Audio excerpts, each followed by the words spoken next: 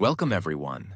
Today, we are going to talk about something you may celebrate every year, but don't truly understand. We see it everywhere. Hearts, chocolates, roses, people saying Happy Valentine's Day. But what is Valentine's Day? Really? Where did it come from? Why do we celebrate love on February 14th? Is it just a holiday for couples? Or is there something much deeper? Something you were never told? Because behind this one day of gifts and romance, there is a real man, a secret, a sacrifice, a story that begins not in a restaurant, but inside the dark walls of the Roman Empire, where love was banned. This is not just a story of Valentine's Day. This is the story of what it means to truly love, even when the world is against you. And as you listen to this story, you're also improving your English with real history, simple words, and powerful storytelling. So if you want to learn more English through emotional, true stories like this, subscribe to our channel, because we don't just teach English, we make it unforgettable. Chapter 1. The World Before Love. The Roman Empire, 3rd century. The year is around 250 AD. You are living in the Roman Empire, the largest and most powerful empire in the world at that time. But it's not a peaceful time. Rome is at war, fighting against enemies from the outside and dealing with rebellion inside. Soldiers are dying. Enemies are growing. And the Emperor Claudius II is worried. He believes he has found the answer: stronger soldiers. And how do you make soldiers stronger? Remove love. That's what he believes. Emperor Claudius II made a shocking decision. He believed that when men get married, they become weak. Why? Because they start to think about their wives, their children, their home. They no longer want to die for war. They want to live for their family. So he made a new rule. Marriage is banned. No man in the Roman army was allowed to marry. No wedding, no commitment, no family. If you wanted to serve the empire, you had to give up love. Imagine this world now. You fall in love. You want to marry. You want to build a home. But the government says no. Thousands of young couples cried in silence. They couldn't get married. They couldn't start a life together. They were forced to live like strangers. People were scared. They whispered their love in dark corners. They avoided soldiers. They stopped dreaming. But someone was watching this pain. Someone who believed that love should never be a crime. And his name was Valentine. The empire was silent. No weddings, no celebrations, no love stories. But inside that silence, one man was not afraid. His name was Valentine. He was a Christian priest living in Rome. But more than that, he was a believer in something the empire had forgotten: the power of love. Who was Valentine? Valentine was not a king, not a soldier, not a man of war. He was a quiet priest who believed in faith, kindness, and compassion. In a time when Christianity was still illegal in Rome, he was already taking risks just by living his truth. But what made him different was this: he believed marriage was sacred. He believed two people who loved each other had a right, a divine right, to be united. So when Emperor Claudius banned marriage, Valentine didn't stay silent. He didn't go to war. He didn't give speeches in public. He didn't fight with weapons. Instead, he fought with faith. At first, it was just one couple. They came to him quietly, afraid, desperate. "Father Valentine," they said, "we love each other, but the empire won't allow us to marry. Can you help us?" Valentine looked at them. He didn't see rebels. He didn't see enemies of Rome. He saw two hearts, ready to become one. He agreed. That night, in the candlelit corner of his small church, he married them in secret. No one knew. No soldier was watching. Only God and love. But it didn't stop there. Word began to spread. Whispers moved across the city. There's a priest who will marry you. Young lovers, desperate to be together, began knocking on his door. He married them in gardens, in cellars, in caves, even inside prison cells. Each ceremony was small, but sacred. No rings, no celebration, only love, only commitment, only Valentine. But nothing in Rome stayed a secret forever. Soon the whispers became rumors, and the rumors became reports. The emperor's men began to investigate. They searched, they spied, until one day, Valentine was caught. He was arrested in the middle of a secret wedding. The young couple ran. Valentine stayed behind. He was dragged through the streets. People watched from their windows, some in fear, some in admiration. He was taken to prison. And there, in that dark, cold cell, he waited for his punishment. Claudius II was told about Valentine. He was angry, but also curious. He sent for Valentine, and they met. It is said that Claudius actually liked him at first. He admired his bravery, his intelligence, his calm nature. "Why do you go against my orders?" Claudius asked. Valentine replied, "Because love comes from God, not from your laws. And love is the highest law." The emperor was furious. He gave Valentine one last chance. "Stop marrying people, bow to me, reject your faith, and I will let you live." Valentine refused. He didn't raise his voice. He didn't fight. He simply said, "I would rather die for love than live in fear." That was the moment his fate was sealed. Valentine was sent back to prison to await execution. But even there, his story didn't stop, because in that same prison, another love story was about to begin. Chapter 2. A love story behind bars. The letter that changed history. Valentine was sent back to prison to await execution. But even there, his story didn't stop, because in that same prison, another love story was about to begin. The prison was cold. The walls were made of stone. There was very little light.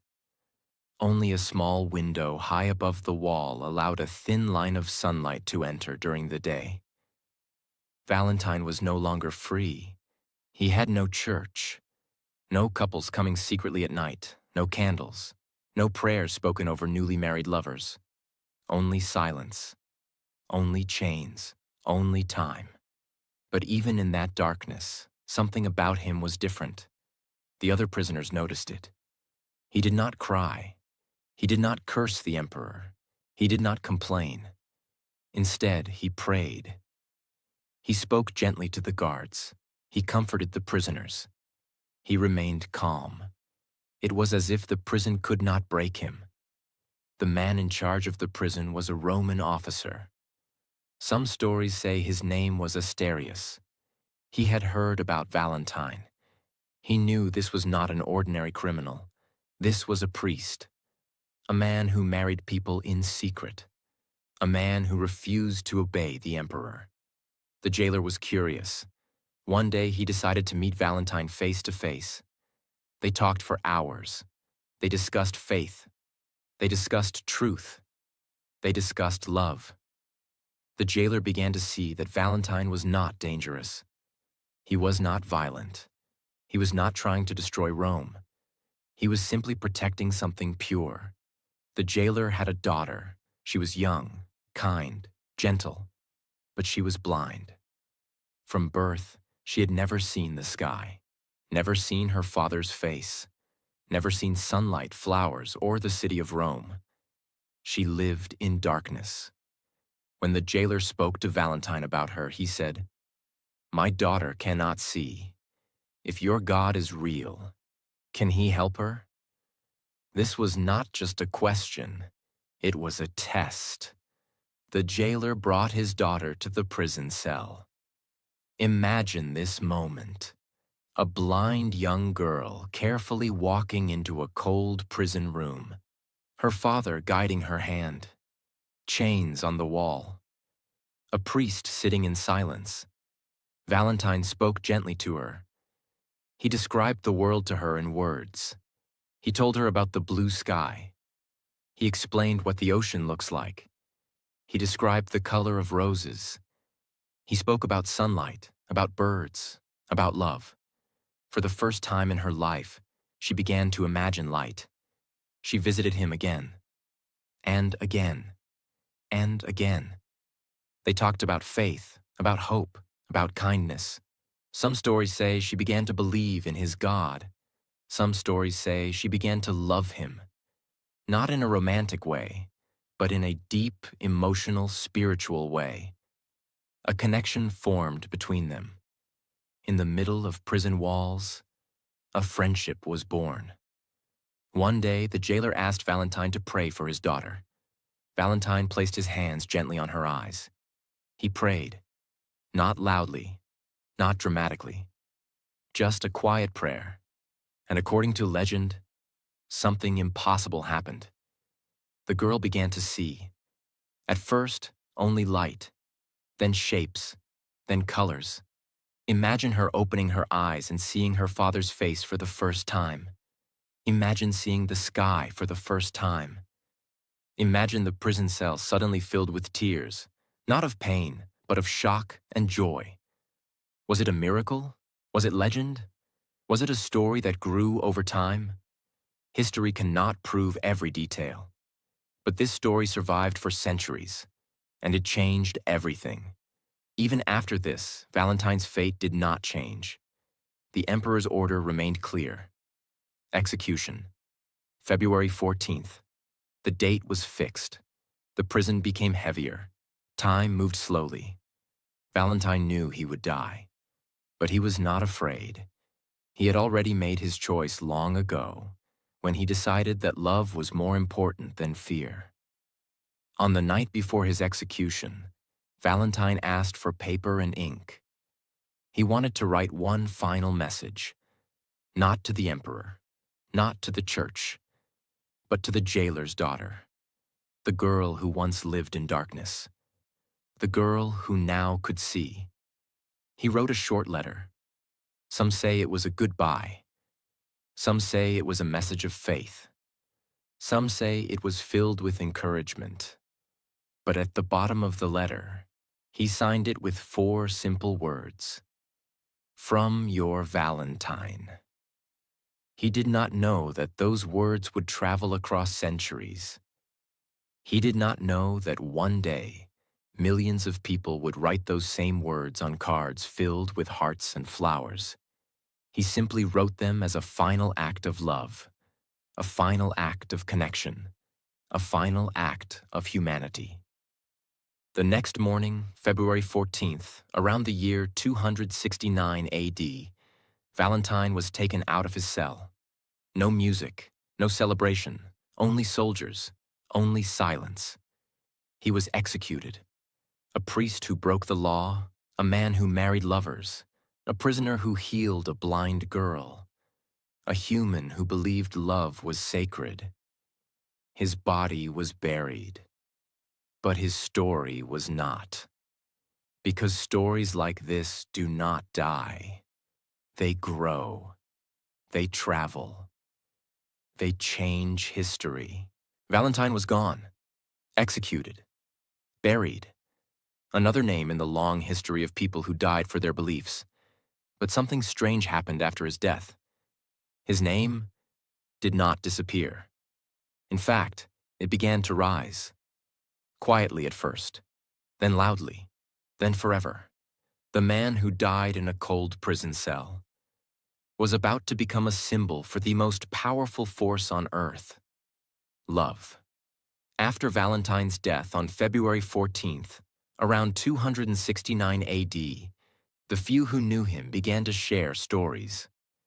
Stories about the priest who married couples in secret. Stories about the girl who was healed. Stories about the final letter signed, "From your Valentine." At first, these were only whispered between Christian families. Remember, Christianity was still illegal in Rome at this time. But even in fear, the story of Valentine was too powerful to stay hidden. Over time, the story spread through word of mouth, passed from family to family across villages and cities. Every time a couple got married in secret, they remembered Valentine. Every time someone believed in love more than law, they remembered Valentine. Then everything changed. In the year 313 AD, the Roman Emperor Constantine signed the Edict of Milan, which made Christianity legal. This changed the world. Churches were built, priests walked freely, and the stories of Christian martyrs were finally told openly. Not in secret, but in sermons. Valentine was not forgotten. He was remembered as a martyr, someone who gave up his life for faith. But Valentine was different. He didn't just preach in public. He protected love in silence. This made him special. The early church began to recognize those who had died for God, and Valentine's name was placed among them. He was officially declared Saint Valentine by the Catholic Church. There wasn't just one Valentine. There were actually multiple Christian martyrs named Valentine in history. One was a priest in Rome, the one we've followed. Another was a bishop in Terni, a nearby city. A third was a missionary in North Africa. But the most famous, the one we remember on February 14th, is the Valentine who performed secret marriages in Rome. His story had everything: a fight for love, a miracle, a letter, a sacrifice. That's the story people held on to. Saint Valentine's body was buried near the Via Flaminia, a major road in northern Rome. Later, a church was built there, called the Church of Saint Valentine. Over the centuries, parts of his body, like bones and relics, were moved to churches in different parts of Europe. Even today, some churches in Ireland, France, and the United Kingdom claim to have relics of Saint Valentine. People visit them every year, not just to pray, but to say thank you. Thank you for protecting love. Thank you for dying for it. Thank you for starting something eternal. You might be wondering, why February 14th? Was it just the date he died? Yes, that's part of it. The church officially marked February 14th as Saint Valentine's feast day, a day to honor his life and sacrifice. But something else made that date more special. In the Middle Ages, many people in Europe believed that mid-February was the start of the mating season for birds. Yes, birds. They believed that in the second week of February, birds found their mates and started building nests. So people began to see this time of year as the season of love. And what better symbol for love than a man who died protecting it? The church combined both, the death of Valentine and the celebration of love in nature, into one powerful tradition: Valentine's Day. In the 1300s, one man helped make Valentine's Day famous. His name was Geoffrey Chaucer, a famous English poet. In his poem Parliament of Fowls, he wrote about birds choosing their mates on St. Valentine's Day. This poem connected love, nature, and Valentine in one beautiful picture. After that, writers and lovers across Europe began writing love poems and notes on Valentine's Day. These were called Valentines, handwritten, full of emotion, sealed with love. And the tradition began. Not with cards from shops, not with chocolates or teddy bears, but with words with letters, with people expressing their feelings through writing, just like Valentine did from prison. As Europe expanded, the tradition of Valentine's Day grew. Different countries celebrated in different ways, but they all remembered the same message. Love is sacred. Love is brave. Love is worth protecting. Whether in France, England, Germany, or Spain, people began to write valentines, celebrate romantic love, and remember the priest who made it possible. And as time passed, the world slowly forgot the details, but the date remained. February 14th, a day for love, a day for words, a day for brave hearts, a day that belongs to a man who died in silence, but gave birth to something louder than any empire: true love. Chapter 3. From Faith to Flowers: How Valentine's Day Became Romantic and Commercial. During the Middle Ages, love was not public. Most marriages were arranged. Love was quiet, controlled, often hidden. But writers and poets started to change that. They began writing stories of romantic love, passionate, free, full of emotion. Valentine's Day became the one day in the year when lovers were allowed to express how they felt. Even if they could not marry or even meet in public, people began to send secret notes, write romantic poems, drop handmade gifts at doorsteps. It was still quiet, but it was growing. By the 1500s, the word Valentine had become a symbol. To be someone's Valentine meant, you are the one I choose. You are the one I feel something for. The oldest known written Valentine message was sent in 1415. It was a letter from Charles, Duke of Orleans, to his wife. He was in prison at the time, just like Saint Valentine himself had been. He wrote her a poem on February 14th, calling her his Valentine. That letter still exists today in the British Library.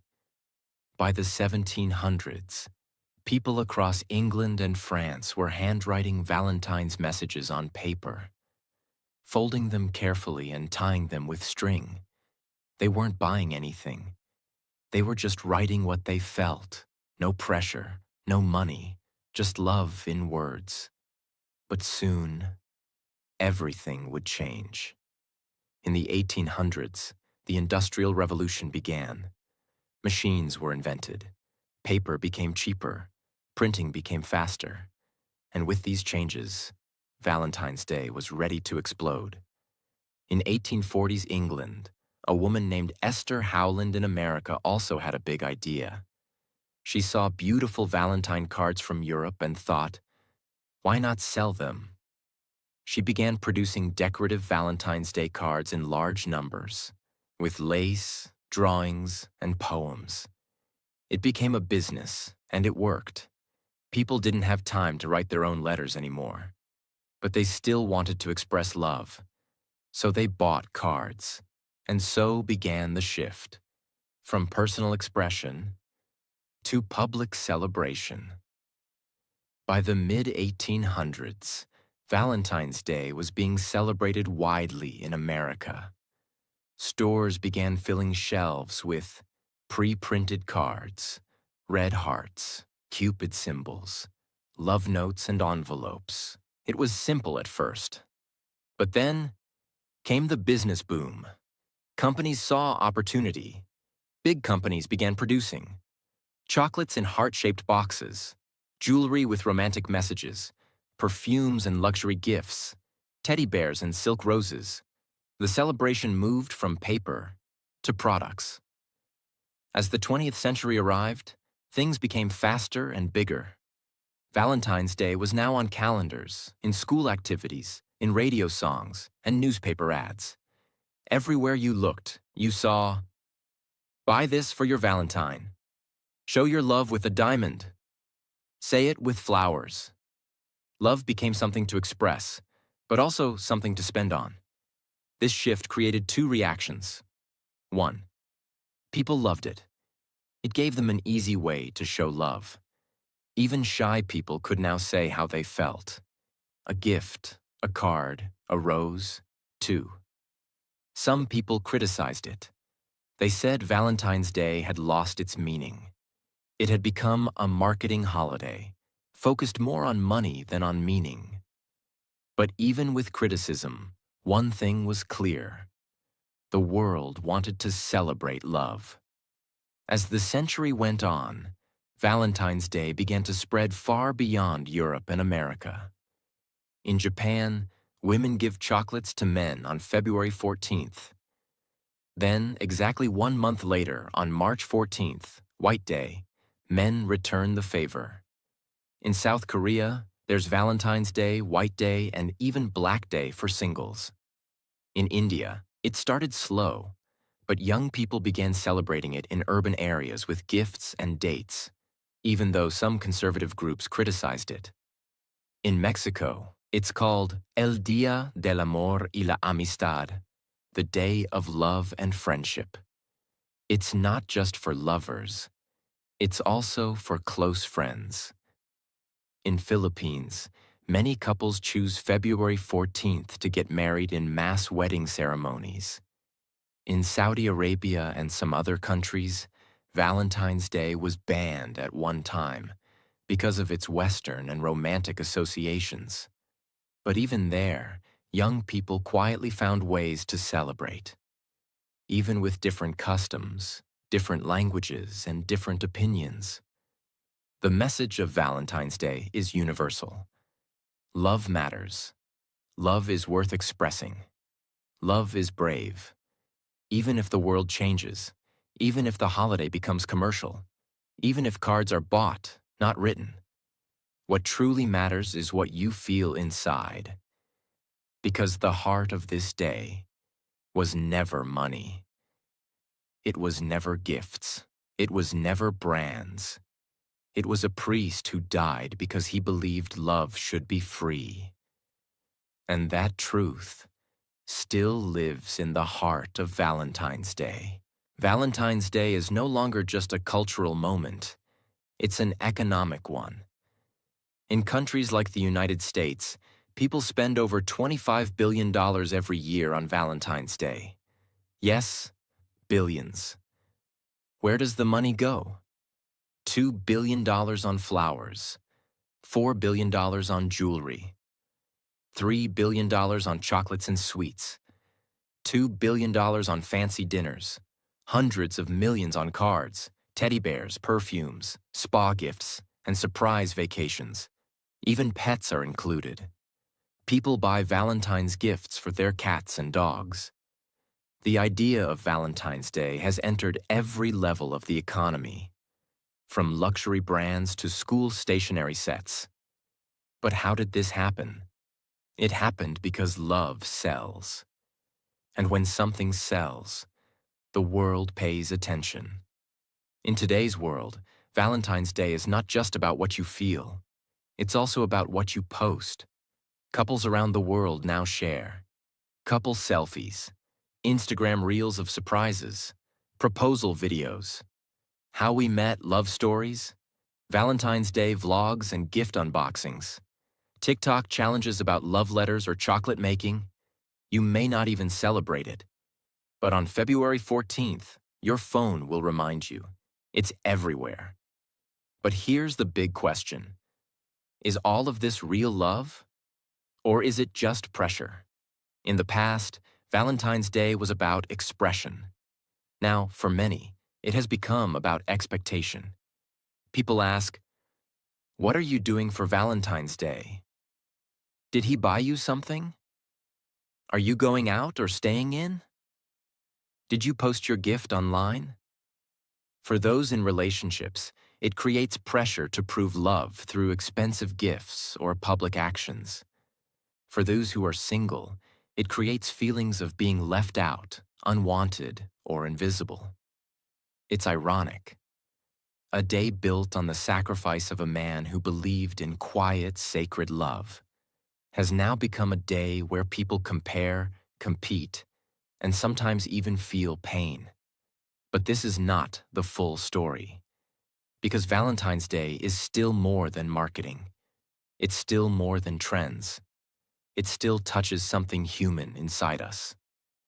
In many parts of the world, Valentine's Day has expanded its meaning.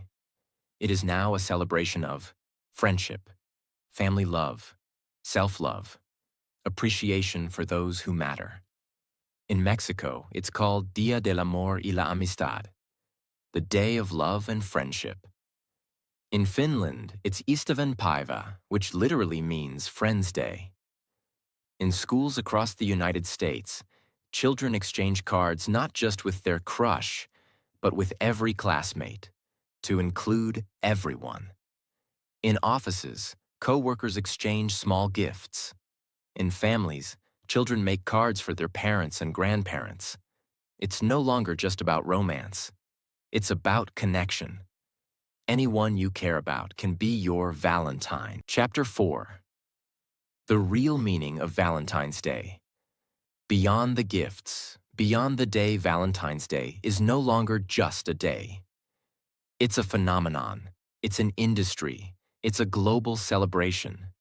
From ancient Rome to today's Instagram stories, from handwritten poems to digital gift cards, the journey of February 14th has been massive.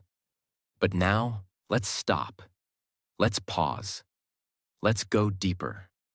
Because before we end this story, we must ask one last question. What does Valentine's Day really mean? Not what the world tells you, not what the advertisements say, but what it truly means. For your heart, your soul, your life. Today, people associate love with roses, gifts, teddy bears, perfumes, and chocolates. But those are symbols. They are not the source. Love doesn't come from money. It doesn't come from how big your gift is, or how many followers like your romantic post. Love is not something you can buy. It is something you give, something you build, something you feel, and something you fight for. Just like Valentine did. Valentine didn't give flowers. He gave his life. He didn't post a reel. He wrote one letter behind prison bars before his execution. 4 words. From your Valentine. That was the first true Valentine's message. And it came from a man who chose love over safety. That is the soul of this day. The Roman Empire thought it could control love. They tried to ban it, silence it, crush it. They had power, they had soldiers, they had laws. But Valentine had faith. He believed that even if you take away the wedding, even if you arrest the priest, even if you kill the man, you can't kill love. Because love is not outside you. It's not in the church, not in the box of chocolates. It's in you. And that can never be banned. That's why, even after 1,700 years, we still speak his name. We still write, "Be my Valentine." We still celebrate love. Because love never dies. You don't need a boyfriend or girlfriend. You don't need someone to take you to dinner. You don't need roses at your door. You can still celebrate Valentine's Day powerfully by choosing to. Call your parents and tell them you love them. Hug your child and say, "You make my life better." Send a message to an old friend and say, "I miss you." Forgive someone who hurt you. Forgive yourself. Look in the mirror and say, "I love who I'm becoming." Because love is not just romance. It is care. It is connection. It is appreciation. It is kindness in a world that can be cruel. It is bravery in a world that often chooses silence. You don't need permission to love. You don't need approval to feel deeply. You don't need a special person to celebrate. You need only one thing. A heart willing to express. That's it. Flowers fade. Chocolates melt. Jewelry breaks. Social media posts are forgotten. But what never fades? The letter you wrote by hand. The time you held someone when they were breaking. The night you listened without judging. The words you said when someone needed them most. The sacrifice you made that nobody saw. That is real love. And real love is not always loud. It is not always beautiful. It is not always perfect. But it is always powerful. Just like the love that started it all. Quiet, behind walls, between a priest and two scared lovers in a time when marriage was forbidden.